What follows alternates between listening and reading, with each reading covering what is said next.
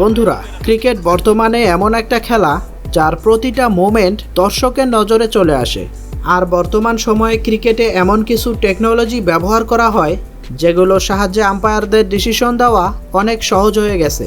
সেই সাথে খেলোয়াড়দের কোনো বাজে বা ভুল ডিসিশনে পড়তে হয় না।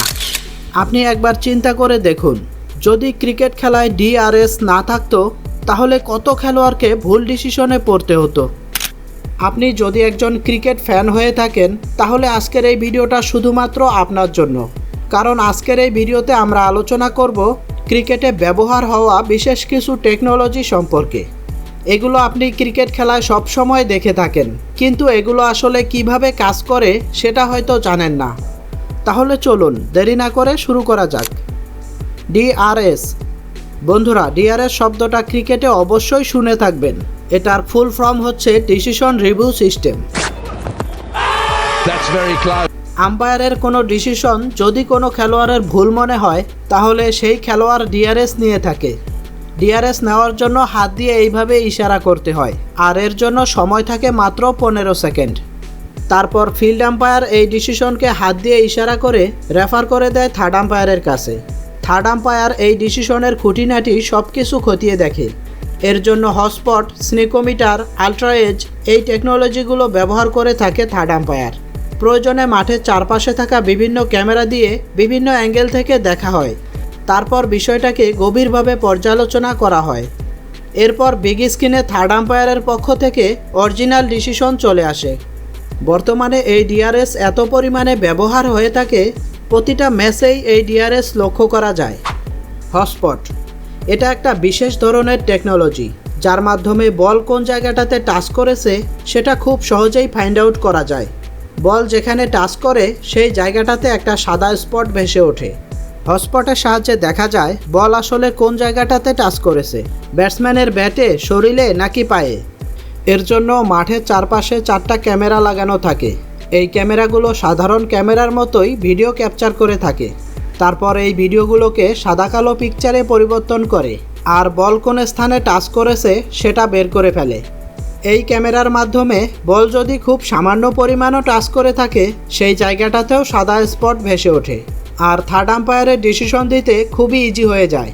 এটা আসলে খুবই অসাধারণ একটা টেকনোলজি, সেই সাথে খুবই ব্যয়বহুল, যার কারণে বাংলাদেশের মতো দলগুলো এই টেকনোলজি ব্যবহার করে না।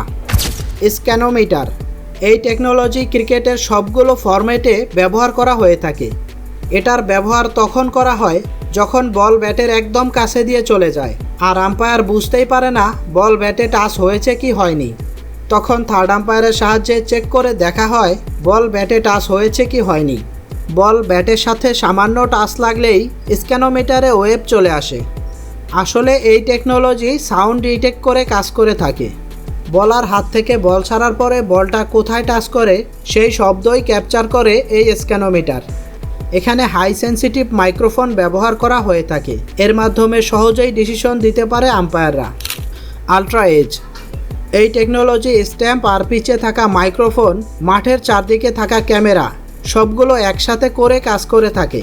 যখন কোনো বল ব্যাটসম্যানের ব্যাটে বা অন্য কোথাও সামান্য টাচ লাগে তখন সেখান থেকে একটা শব্দ উৎপন্ন হয়, যেটাকে স্ক্যানোমিটার ডিটেক্ট করে থাকে। তারপর ক্যামেরায় রেকর্ড হওয়া ভিডিওর মধ্যে ব্যবহার করা হয় আলট্রা এজ। এভাবে বল ট্র্যাকিং ফাইন্ড আউট করা থেকে শুরু করে স্ট্যাম্পের কোন জায়গায় হিট করেছে সেটাও বের করে ফেলা হয়। তখন আম্পায়াররা সহজেই ডিসিশন দিতে পারে। LED stamp. বন্ধুরা, গত কয়েক বছরে ক্রিকেটে অনেক পরিবর্তন লক্ষ্য করা যায়, যার মধ্যে অন্যতম এলইডি স্ট্যাম্প আর বেল। বন্ধুরা, সেই দিন এখন আর নাই যখন একটা ম্যাচ জেতার পরে প্লেয়াররা স্ট্যাম্প খুলে হাতে নিয়ে তারপর সেলিব্রেশন করত। কোনো প্লেয়ার তো ম্যাচ শেষে স্ট্যাম্প তুলে নিয়েই যেত, আর এই কাজটা সবথেকে বেশি করত ভারতের মহেন্দ্র সিং ধোনি। কিন্তু বর্তমানে এই এলইডি স্ট্যাম্প ব্যবহার করার কারণে এই স্ট্যাম্পগুলো কোনো খেলোয়াড় নিতে পারে না, কারণ এগুলো অনেক ব্যয়বহুল হয়ে থাকে। 2014 সালে আইসিসি মেন্স ওয়ার্ল্ড কাপে প্রথম এই এলইডি স্ট্যাম্প ব্যবহার করা হয়েছিল। তারপর থেকে প্রতিটা আইসিসি ইভেন্ট আর বিভিন্ন লিগগুলোতে এই স্ট্যাম্প ব্যবহার করা হয়ে থাকে। এলইডি স্ট্যাম্প দেখতে যেমন অ্যাট্রাকটিভ হয়ে থাকে ঠিক তেমন অসাধারণ কাজও করে। যখনই বল স্ট্যাম্পে আঘাত করে আর বেল ফেলে দেয় সাথে সাথে স্ট্যাম্পে থাকা এলইডি লাইট জ্বলে ওঠে। এর মাধ্যমে রান আউট, স্ট্যাম্পিংয়ের মতো গুরুত্বপূর্ণ ডিসিশনগুলো আম্পায়াররা সহজেই দিতে পারে। Spider camera. বন্ধুরা, আপনারা ক্রিকেট খেলা দেখার সময় মাঝে মাঝে লক্ষ্য করবেন মাঠের উপরে ছোট্ট একটা ক্যামেরা বিভিন্ন দিকে মুভ করতে থাকে আর বিভিন্ন অ্যাঙ্গেল থেকে ভিডিও শ্যুট করে থাকে। বন্ধুরা, এটাকে বলা হয় স্পাইডার ক্যামেরা। আসলে ক্রিকেট মাঠে এটাকে কেবলের মাধ্যমে মাঠের উপরে মুভ করানো হয় আর মাঠের বিভিন্ন অ্যাঙ্গেল থেকে ভিডিও শ্যুট করা হয়। উপর থেকে পুরো মাঠের কোথায় কি হচ্ছে সব কিছু নজর রাখতে পারে এই ক্যামেরা। ক্যামেরাগুলোকে মুভ করার জন্য একেবারেই চিকন কেবল ব্যবহার করা হয়, যেগুলো আমরা সহজে খালি চোখে দেখতে পাই না। বন্ধুরা, এই ক্যামেরার মাধ্যমে ক্রিকেট মাঠের অসাধারণ মুহূর্তগুলো দেখা যায়। বলারের বল, ব্যাটসম্যানের ব্যাটিং সব কিছুই অসাধারণভাবে ক্যাপচার করে এই ক্যামেরা। Bowling machine. এই বোলিং মেশিন হুবহু একজন বলারের মতো কাজ করতে পারে। একজন বলার যেমন বিভিন্ন অ্যাঙ্গেল থেকে বিভিন্ন রকম বল করতে পারে, ঠিক সেই রকম এই মেশিনটাও বিভিন্ন অ্যাঙ্গেল থেকে বিভিন্ন রকম বল করতে পারে। এই মেশিনের সাহায্যে একজন ব্যাটসম্যান কোনো বলার ছাড়াই প্র্যাকটিস করতে পারে। এই বোলিং মেশিন সব ধরনের বল করতে পারে, ইনসুইং, আউটসুইং, বাউন্সার, স্পিন বল, যাকে বলা যেতে পারে একের ভেতরে সব। এই মেশিনটাকে চালানোর জন্য মেশিনের মধ্যেই অপারেটিং সিস্টেম থাকে। এছাড়াও আপনার হাতে থাকা মোবাইল বা ল্যাপটপ দিয়েও এই মেশিনটাকে কন্ট্রোল করতে পারবেন। একসঙ্গে 36টা বল লোড করে ডেলিভারি করা যায় আর প্রতিটা বলের গতি আপনার ইচ্ছামতো সেট করতে পারবেন। Pitch vision. এর সাহায্যে বোলিং আর ব্যাটিংয়ের সমীক্ষা করা হয়। বলার কয়টা শর্ট বল করেছে, কয়টা গুড, কয়টা ফুল আর কয়টা ইয়র্কার বল করেছে সেটা বের করা যায় এর মাধ্যমে। সেই সাথে একজন ব্যাটসম্যান কোন বলে বেশি ভালো খেলে আর কোন বলে বেশি বিট হয়েছে সেটাও বের করে ফেলা যায় এর মাধ্যমে।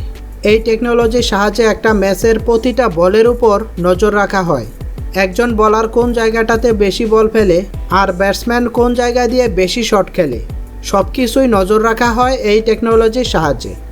এই টেকনোলজি মাঠের খেলায় তেমন কোনো ইফেক্ট ফেলে না, কিন্তু ম্যাচের পরে ব্যাটার আর বলাররা কোন জায়গাটাতে ভালো করেছে, কোন জায়গাটাতে খারাপ করেছে সেটা দেখে দেখে নিজের মধ্যে পরিবর্তন আনতে পারে। এছাড়াও ইন্টারন্যাশনাল ম্যাচগুলোর আগে প্রতিপক্ষ দলের প্লেয়ারদের শক্ত আর দুর্বল জায়গাগুলো ফাইন্ড আউট করা হয় এই টেকনোলজির মাধ্যমে। Stamps camera. এই টেকনোলজির ব্যবহার স্ট্যাম্পের মধ্যে ক্যামেরা লাগিয়ে করা হয়। এর সাথে একটা মাইক্রোফোনও লাগানো থাকে, যাতে করে প্রয়োজনে এই ক্যামেরার সাহায্যে ডিসিশন দেয়া যেতে পারে। দুই পাশে দুই স্ট্যাম্পের মধ্যে মাঝখানের স্ট্যাম্পে এই ক্যামেরা লাগানো থাকে। এই ক্যামেরার সাহায্যে স্ট্যাম্পিং, রান আউট এই ধরনের ডিসিশনগুলো দেওয়া অনেক সহজ হয়ে যায়। বন্ধুরা, এর মধ্যে শেষ হচ্ছে আজকের এই ভিডিওটা যদি ভালো লেগে থাকে তাহলে লাইক, শেয়ার আর অবশ্যই চ্যানেলটা সাবস্ক্রাইব করে রাখবেন। দেখা হচ্ছে অন্য কোনো ভিডিওতে। সেই পর্যন্ত ভালো থাকবেন।